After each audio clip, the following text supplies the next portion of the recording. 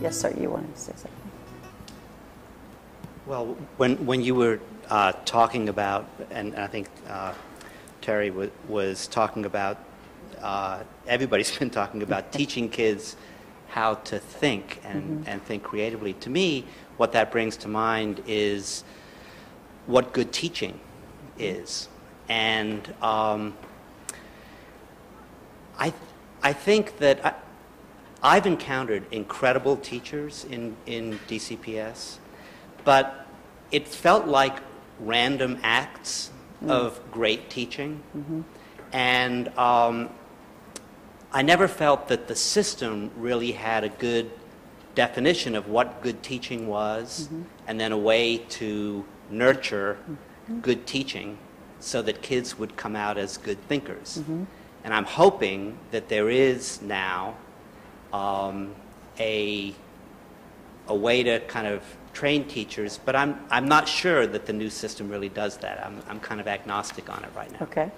One of the things that we put into place this year, and for that very reason, because there is no more powerful person in a classroom than who's standing up front delivering the message. And having been a former principal, as I was observing teachers, my thought was always, would I want my child in this class?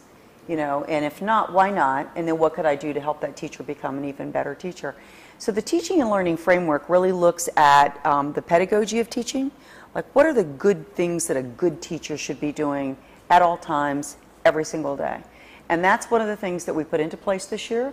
That's one of the things that we provided a tremendous amount of professional development to our teachers, because you're right, there's some teachers that step into it naturally, and there are that grow into it, having been helped along the way.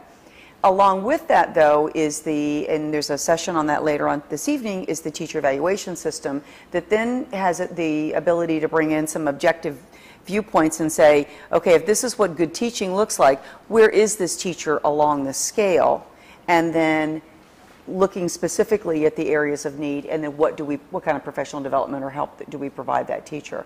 So that is, to me, a key piece of it, because we can put all the courses in place we want, we can get all the scheduling done that we want, we can get all the extracurricular activities that we want, but if we don't have a strong staff in front of every single classroom, then we've missed the boat. So I think that is an integral part of the plan, and I think it has to be. And I'm glad that you brought that up, because that's not mentioned all the time. That's interesting. Yes, ma'am. I think one thing that resonated with me, and you pointed it out, is that you want to include all students in this. And that's not just the kids who are very smart, but the kids who are struggle. That's exactly. And, you know, I think teachers, for me, they help you discover a joy in learning, and they don't make it a rigorous process that, you know, oh, every morning I got to get up and go to school. I really want to see how you can tap into that, how you can have teachers help kids discover just a joy, a love of learning. Absolutely. Well, and the critical part for me in that is that, to me, learning is lifelong. So if you learn early on the joy of the acquisition of knowledge, I think that that's something that carries you through life. That's one of the reasons, to be honest with you, that we changed that. We included the word all. We assumed the word all. But I had a parent in one of our ward meetings that said, well, what about children with special needs? And I don't see that there. And I thought, wow, you know, absolutely, which, to your point, there's children with special needs struggle, there's kids without special needs that struggle, there's kids that are on all ends of the spectrum that struggle. And I think that part of what we are looking to build into this through our coursework and through our work with children is a sense of rigor and that sense of challenge.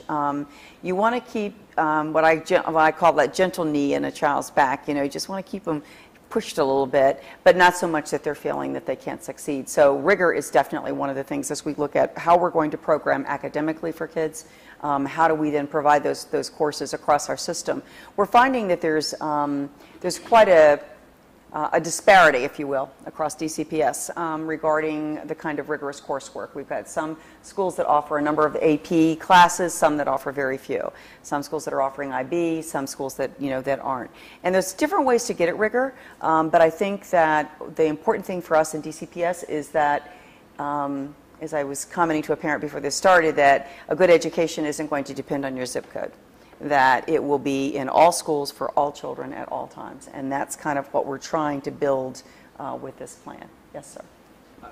I agree with that, and I would echo your comments about enthusiasm and excitement and really being explicit about that. It is something, we don't want teachers or administrators to be disingenuous or parents and be something they're not, but you can learn to be excited about things and what things are exciting, and the kids need to feel like this is fun and worth their while. I mean, they have to work hard, of course, as well, but it needs to be something that is worth getting up and taking the metro across town to do, because this is very important to them, and they should feel good about it. That's exactly right. When you think about each of you, I'm sure if I ask you this question, if you think back in your own education of the teacher or teachers whose names you could probably recite, you would probably describe those. How would you? Let me ask you that question. How would you describe those teachers?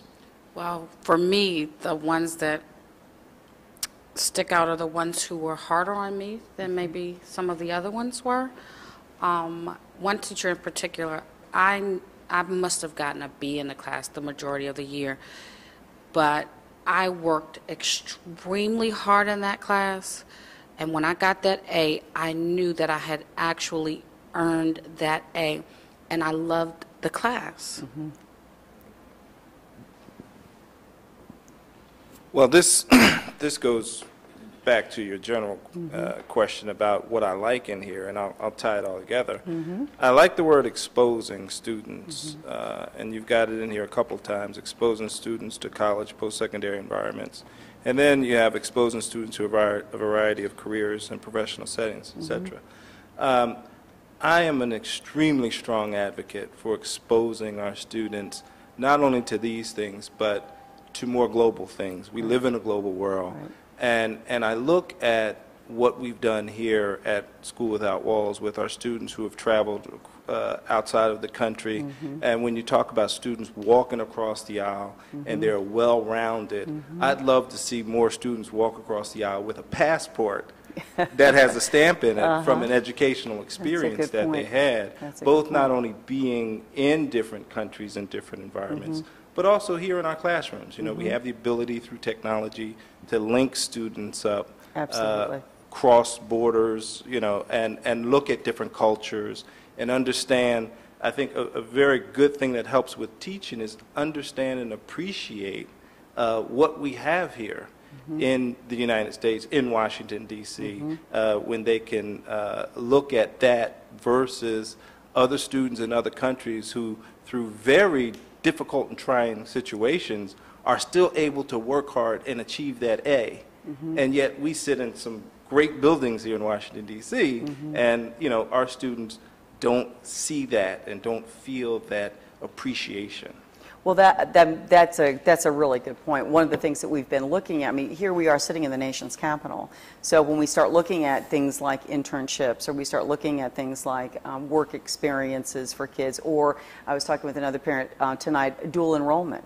I mean, some schools are very blessed with that, and some schools have no access to that. So there are a lot of things that we can be doing with children, and I think technology is a very good point. So I think it's a way of how we blend all that together, and that's one of the things as we start developing this plan and getting to look at what does it really take to make a great school, what does it really take to make a great teacher, and what does it really take to make a great program. Those are key concepts, I think, that need to be included. You make an excellent point with dual enrollment as well. Yes. When I look at our students here at the maturity level of these students who are attending GW, I think if you just looked in the average GW class, you wouldn't be able to distinguish who the high school student was and who the actual college student was. That's exactly right. That's exactly right.